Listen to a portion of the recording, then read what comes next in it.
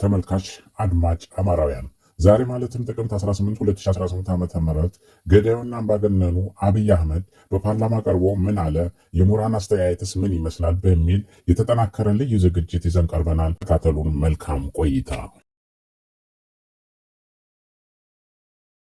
የኛ መልእክት ለኤርትራ መንግስት፣ ኤርትራውያን ወንድሞቻችን ናቸው፣ ከነሱ ጋር ውጊያ አንፈልግም። ለኤርትራ መንግስት ያለ መልእክት አንደኛ ጥይት አስተላላፊ አትሆኑ፣ ሀገር ሁኑ።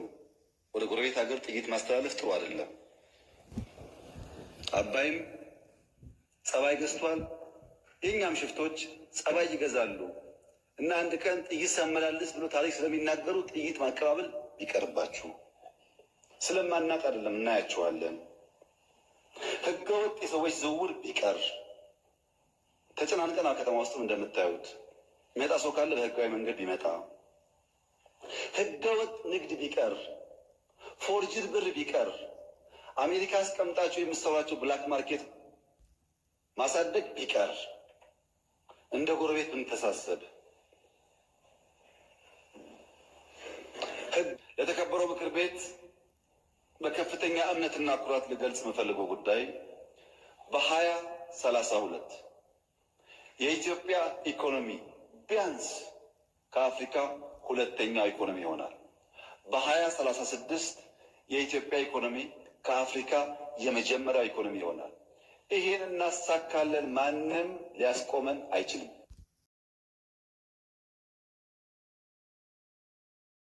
እና ጌታቸው ረዳን በጋራ የሚያይ ሰው አሁን ይህን መንግስት አይወያዩም ብሎ ቢያስብ አይገርምም?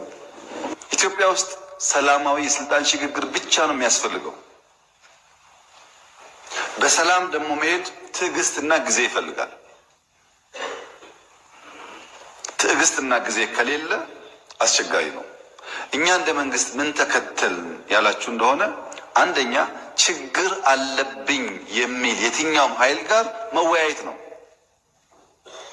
ለምሳሌ ሸኔ ጋር ተወያይተን ከፊል የሸኔ ኃይል በሰላም ገብቶ ስልጣን ላይ የሉ አልተወያየንም። ከትግራይ ወገኖች ጋር ተወያይተን ከፊሎቹ ገብተው ስልጣን ላይ የሉ። እኔና ጌታቸው ረዳን በጋራ የሚያይ ሰው አሁን ይህን መንግስት አይወያዩም ብሎ ቢያስብ አይገርምም?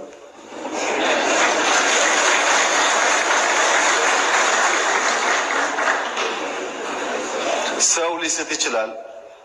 የግል ጉዳይ አይደለም።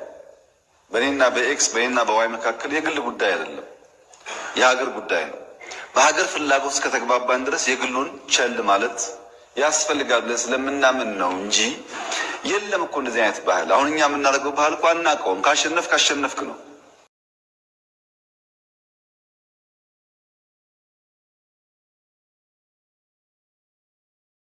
ዳሪዎቿ ጋር ትንቅንቅ ውስጥ ያለች ሀገር ነች። ወይ የመክፈያ ጊዜ ቀንሱልኝ አራዝሙልኝ፣ ወይ ብድር ቀንሱልኝ፣ ወይ ያከፋፈል ሬሾውን ድርሻውን በየጊዜው መከፍለውን ቀንሱ አትቀንሱ፣ ከአበዳሪዎቹ ጋር እሰጥ አገባ ትንቅንቅ ውስጥ ያለች ሀገር ነች። እንዲህ አይነቱን ኢኮኖሚ ኢንዱስትሪ ፓርኮቿ ጥለዋት እየወጡ በኢንዱስትሪ ፓርኮቿ ውስጥ የነበሩ አምራቾች ጥለዋት እየወጡ የአሜሪካ የነፃ ከቀረጥ ነፃ ገቢ ምርት ወይም አገዋ የሚባለው የታገደበት የስራ ዕድል ጦርነት የሆነባት አገር ነች። በየጊዜው ንግድ እየተበላሸ፣ ስራ እየተበላሸ፣ ከሀገር የተሰደደ ባለሀብት ራሱ አብይ አህመድ እየደወለ ኑ ወደ ሀገራችሁ ተመለሱ እንጂ ቢዝነሳቸውን እንደሸጡ ሀብታቸውን እንዳራቆቱ ያወቃቸውን የትግራይ ባለሀብቶች እየደወለ የማውቃቸውን ነው የምነግርህ። ደውሎ ጠራው ተብሎ የሚወራላቸው ማለት ነው። ገሌን እኮ ደውሎ ጠራው ማለት በዛ ደረጃ ከሀገር ያባረራቸው ባለሀብቶች ኑ እያላቸው እንኳን ሊመጡ ያልፈቀዱበት ስለማያምኑት እንዲህ አይነት ሁኔታ ውስጥ ነው ያለችው አለ። የውጭ ባለሀብት በሀገሪቱ የጸጥታ ችግር ምክንያት ተማምኖ መጥቶ ኢንቨስት ማድረግ በማይችልበት ደረጃ ነው የሚገኙ። የውጭ ቀጥታ ኢንቨስትመንት $4 ቢሊዮን መጣ እንደዚህ መጣ ይባላል። ያው ባለፉት ዓመታት ሁለት ሜጀር የውጭ ቀጥታ ኢንቨስትመንቶች ናቸው የመጡት። አንደኛው ሳፋሪኮም የሚባል ቴሌኮም ነው። ሁለተኛው አሁን ዳንጎቴ የሚባለው ነው። ከዛ በቀር እዚህ ግባ የሚባል ኢንቨስተር በዚህ ሀገር ላይ ከውጭ መጣ ተብሎ ሊነሳ የሚችል የለም። እንዲህ አይነቱ ሀገር ውስጥ አይናቸው አላያለ አፍንጫቸው አላሸታለ እንደ ሰው እኮ ገበታውን ነው የሚያየው። እናት እኮ የምታውቀው ጠዋት ለልጆቿ የምትቋጠረው ምሳ፣ ትምህርት ቤት ሲሄዱ የምትቋጠረው ምሳ አላት። እቤት ምን ልስራ ብላ ገበታዋ ላይ ማጀቷ የምትሰራው ስራ አለ። በወር የሚያገኘው ገቢ ምንድን ነው ነው የሚባለው። የኢትዮጵያ ሐኪሞች አፍንጫቸው ማሽተት ስላልቻለ አይናቸው ማየት ስላልቻለ ነው ወይ ከዳር እስከ ዳር በመላ ኢትዮጵያ እየተቆጡ ያሉት ጥያቄ እያቀረቡ ያሉት? የኢትዮጵያ መምህራን ማየት ማሽተት አቅቷቸው ነው ወይ ቅሬታ ውስጥ የገቡት? አልሰራንበትም እኔ እናንተ እንጂ የደቡብ አቃቢያን ሕግ በሙሉ አቃቢ ሕጎች በሙሉ ፔቲሽን እየተሰበሰበ ሰሞኑን ጥያቄ ይመለስልን፣ የሕግ ባለሙያው ጥያቄ ይጠየቅ ተብሎ መዓት ፔቲሽን ደብዳቤ ለክልል መንግስታት እየገባ ነው ያለው። እነዚህ የሕግ ባለሙያዎች አፍንጫቸው አላሸት ብሎ አይናቸው ላይ ብሎ ነው ወይ? ይሄ እነዚህ ሰዎች እነሱ እንደፈለጉ ሲደግሱ፣ እነሱ የፈለጉት ቦታ የፈለጉትን ድግስ ሲሰሩ አይደለም መሀል አዲስ አበባ አይደለም መኖሪያ ቤታቸው ውስጥ ሶፈመር ዋሻ ውስጥም ሄደው ባለ ጫካ ውስጥም ተደብቀው ብፌ ደግሰው መመገብ የሚችሉ ሰዎች ናቸው። የኑሮ ጥያቄያቸውን የራሳቸውን የግል ድህነታቸውን አስወግደዋል። በኢትዮጵያ ሕዝብ ስም ስለሚነግዱ፣ በኢትዮጵያ ሕዝብ ላይ ግብር ስለሚሰበስቡ ይሄ ኑሯቸው ሌላውም ጋር ያለ መስሏቸው እንደው አላውቅም። በግሌ የኢትዮጵያ ሕዝብ እኮ እያንዳንዷ የፍጆታ እህል የፍጆታ ምርቱ በምን ያህል ዋጋ ከመቼ እስከ መቼ በጣም በሚያሳፍር ሁኔታ ኢኮኖሚው እያደገ ነው ማለት ይሄ ለህዝብ ያለ ንቀት ሁሉ ያሳየ ነው። በነገር ላይ በ2010 እኮ 170 ቢሊዮን ነበር የሀገራችን ሀብት ይላል። አሁን 1 ትሪሊዮን ደርሻለሁ ይላል። በ2010 የዛሬ 7 ዓመት የነበረ 1 ብር ወይ 100 ብር እና የዛሬ 10 ሺህ ብር ወይ 100 ሺህ ብር የመግዛት አቅማቸው በምን ደረጃ ነው የሚለካው? አሁን ሀብት መፍጠር ነው መቼም ልማት። በቤተሰብ ደረጃ ሀብት የተፈጠረ ነው ወይ? በቤተሰብ ደረጃ እንደ ሀገር እየተፈጠረ ያለ የሚባለው ሀብት ምንድን ነው? ይሄ እነሱ የሚያመርቱት ቁጥር ያው ቁጥር ማምረት አይገዳቸውም። ቁጥር ማምረት የሚቸግራቸው ሰዎች አይደሉም። ነገር ግን ሀገሪቱ ስንት የኢኮኖሚ ባለሙያ እያላት የ2010ን 170 ቢሊዮን አሁን 1 ትሪሊዮን አድርሰነዋል። ከ7 ዓመት በኋላ ከ40 ምናምን ቢሊዮን ዶላር ነው ብር ውድመት በኋላ እንደዚህ አይነት ኮስቲ የሆነ ጦርነት ካደረገ በኋላ ሚሊዮኖችን ካፈናቀለም በኋላ በትግራይ ክልል ለ3 ለ4 ዓመታት ምርት ካስቆመ በኋላ በአማራ ክልል በተከታታይ ለ4ኛ ዓመት ምርትና ስራ ካስቆመ በኋላ ኢትዮጵያ እድገቷ ወደ 1 ትሪሊዮን መጣ ይላል። አሁን ይሄ የትኛውን የኢትዮጵያ ባለሙያ ነው የትኛውን ኢኮኖሚስት ነው የሚያሳምነው? ምክንያቱም ሰውን ሊያሳምን አይችልም። ሰው እሱ ስላወራ ሳይሆን ቅድም እንዳልኩ ማጀቷ ጠረጴዛዋ ላይ ያለው ጉዳይ ሳህን በቃ የምሳ ሳህን ላይ ያለው ጉዳይ እዛ ጋር ለውጥ አለ ወይስ ለውጥ የለም? እዛ ጋር የተጨመረ ነገር አለ ወይስ ተቀንሷል? ለኢትዮጵያ ሕዝብ የኢኮኖሚ እድገት ልማት ይሄ ነው የመጀመሪያው። ሀብት እየፈጠረ ነው ወይ? አዳዲስ የስራ እድሎች እየመጡለት ነው ወይ? ወጣቶች ወደ ስራ እየገቡ ነው ወይ? ሲሻሻሉ ወጣቶች ይታያሉ ወይ? ሲለወጡ ይታያሉ ወይ? ጎረቤት እያደገ ነው ወይ? ወደ ህንፃ ስራ የገባ ሰው አለ ወይ? በፊት የሆነ ነገር ያደርግ ነበር አሁን ጨመር ያለ አለ ወይ? ኑሮ እየተሻሻለ ያለ ነገር አለ? ይሄ እኮ ነው የለውጥ የመሻሻል ማሳያ። እኔ ኢትዮጵያ ውስጥ ሚራክል ኢኮኖሚ ነው ያለው የሚባለው እንዴት እንደሆነ አላውቅም። እንደ ትግራይ እኮ ምርት ካቆመ ስንት ጊዜ ነው? ከትግራይ እኮ ኢትዮጵያ ቢያንስ ወርቅ ኤክስፖርት አደረግ ነበር። ድፍን አፍሪካ ያላደረገውን ወርቅ ያው ፈጠራ ንገረው የአንተ የነገርከው ነው የሚቀበል የሚል እምነት ስላላቸው በቃ ይነግርሃል። ውሸት ነው አይደል? አንተ ትጮሃለህ፣ ጮህ ግን ነገረ በቃ በሌላ ፓርላማ መጥቶ ይደግመዋል። ይሄ ህዝብን መናቅ እለዋለሁ፣ ህዝብን ማታለል እለዋለሁ። እና በዚህ ደረጃ እኔ የኑሮ ውድነት በአፍሪካ ቁጥር 1 ተብሎ በኑሮ ውድነት ውስጥ ያለ አገር ህዝብ ማሽተት ማየት መመልከት ስላልቻለና እንደዚህ ነው ብሎ መናቅ ተገቢ አይመስለኝም። ለመናገር የዋጋ ግሽበት የት እንደደረሰ የኢትዮጵያ ሕዝብ እኮ እያየው እኮ ነው።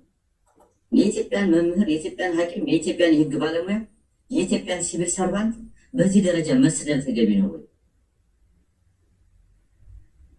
ማለት ከህዝቡ የተነጠለ እድገት ህዝቡ ጋር ትሪክል ዳውን ኢኮኖሚክስ ይባላል አይደለ? ማለት ልማት ኢንፋክት አንድ ባለፈው ሳምንት ስጠቅስ ነበረ ክቡር ገና ምን አለ? ጂዲፒ ቢያድግ ጂዲፒ እያደገ ድህነት ሊባባስ ይችላል አለ። አሁን እንደዚህ ወርቅ፣ ፔትሮሊየም፣ ግድብ ምናምን ትላለህ። ያ ወደ ህዝብ ኑሮ ውስጥ ማይለወጥ ከሆነ ወደ ፐርካፒታ ይዞታ ማይመነዘር ከሆነ ትርጉም የለው። በቃ ህዝብ እየደህየ ነው። የድህነት መጠን እየጨመረ ነው። 43% ደረሰ።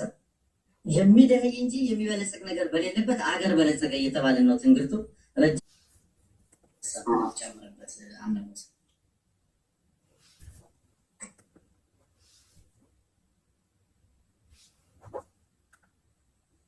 በላይ ያደገበት አመት።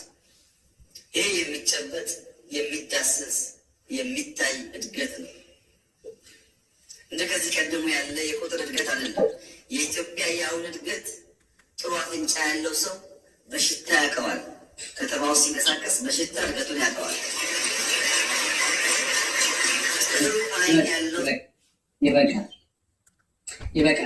ይበቃል። በጣም የሚያስገርም ነገር ነው ባይዘው እና ይሄንን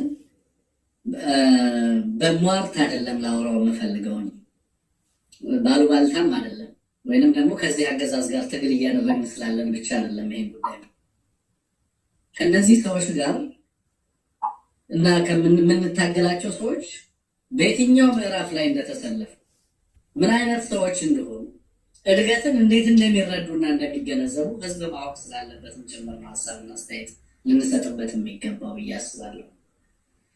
ይህንን ነገር ስሰማ የማዘንም የመሳቅም ስሜት ተሰምቶኛል።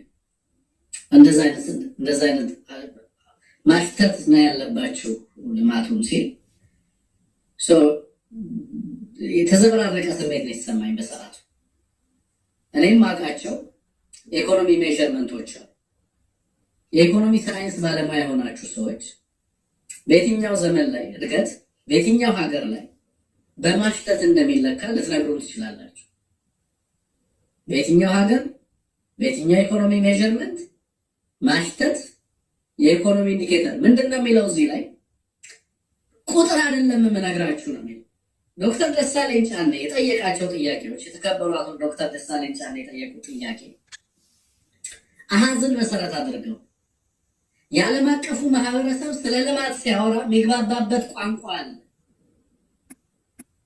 እኛ በመንፈስ አይደለም የምንመራው፣ ወይ ደግሞ እንደነሱ ራዕይ እየታየን እያልን አይደለም የምንኖረው። ሂውማን ሴንተርድ አይደለም ልማቱ። ስለዚህ ህዝቡ እንዲያሸተው እንዲያየውና እንዲዳስሰው የሚገባ ልማት አለ ሲል ልማቱ ከህዝብ የተነጠለ በዓለም ላይ አሉ የምንላቸው መለኪያዎች ከህዝብ የተነጠለ መለኪያ የለም። እያንዳንዱ ልማትና የልማት ውጤት መገለጥ ያለበት በሰው ልጆች ህይወት ላይ ነው። ጂዲፒ የሚባለው ሰዎች በሚያመርቱት ምርታማነት ልክ ሰው በቀጥታ በህይወት ላይ የሚንጸባረቅ ለውጥ ማምጣት መቻሉ ማረጋገጫ መመዘኛ ነው። አንደኛው መመዘኛ እሱ ነው። ሁለተኛው ሂውማን ዴቨሎፕመንት ኢንዴክስ የሚባለው ነው። መለኪያው አሁንም በሰው ልጆች ኑሮ ላይ ሂውማን ዴቨሎፕመንት ኢንዴክስ 3 ነገሮችን ያሳያል። ለምሳሌ የሰው ልጆች ላይፍ ኤክስፔክተንሲ ወይንም የመኖር እድሜ ጣሪያ እሱን ነው የሚያሳየው አንደኛው። ሁለተኛ የትምህርት፣ ሶስተኛው በሰው ልጆች ላይ በተለይ በዜጎች ላይ ያለው ገቢ በምን ያህል ደረጃ አድጓል አላደገም። ሁሉም በኢኮኖሚ መመዘኛ ያሉ መመዘኛዎች እያልኩ ያለሁት እኔ ምንድን ነው ያሉ የኢኮኖሚ መመዘኛ ቱሎች በዓለም ላይ የሚሰራባቸው በቀጥታ በሰው ልጆች ህይወት ላይ ስላመጣው ኢምፓክት ነው። የኢኮኖሚ እድገቱ በሰው ህይወት ላይ ምን አይነት ለውጥ አመጣ የሚባል መለኪያ ነው ያለው በዓለም ላይ ሁሉም መለኪያዎች። አገዛዙ ግን የሚነግረን ነገር ስለ ሰው ህይወት ላይ እና በሰው ህይወት ላይ ስለመጣው ለውጥ አይደለም እያልኩ ነው። አሽትቱ የሚለን አሽትቱ የሚለን ህዝቡን ለማደናገር በተጨባጭ ህይወታችሁን ተመልከቱ ሳይሆን በኑሯችሁ፣ በገበያችሁ፣ በልጆቻችሁ ትምህርት፣ ባኗኗራችሁ፣ በጤናችሁ፣ በአካባቢያችሁ ላይ ባለን የንግድ በትርፋማነታችሁ ላይ ያለውን ለውጥ አይደለም ይሁ የሚለን በማሽተት በመስማትና ተመልከት እንግዲህ በፕሮፓጋንዳ በጆሮአችሁ ምነግራችሁን ተቀበሉ እያለን በተጨባጭ በኑሯችን ላይ ከሚመጣው ለውጥ አይደለም እንድንለካው የሚፈልገው ለማለት ነው የፈለኩት። አብይ አህመድ እድለኛ ጠላት ነው። ይሄ ገዢ ቡድን እድለኛ ጠላት ነው። እድለኛ ጠላት ስለሆነ ዛሬም ጦርነቱን የሚመሩለት ከአማራ የተወለዱ የሚባሉ ጀነራሎች፣ የአማራ የሚባሉ መስመራዊ መኮንኖች ያውም እየተሳደዱ እየተሰለሉ በክትትል ስር ሆነው እየተቀጡም ጭምር ለማገልገል በባርነትም ለማገልገል የቆረጡ እነዚህን የመሰሉ ጀነራሎች መስመራዊ መኮንኖች አሉት። እድለኛ ነው።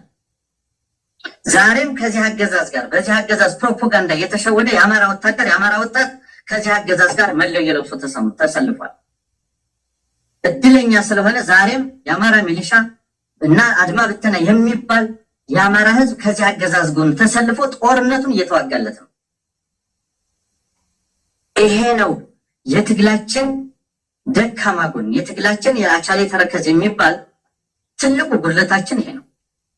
ቀዳዳችን ይሄ ነው። ታሪክ ይፍረደን፣ እውነት ይፍረደን፣ ጊዜ ይፍረደን።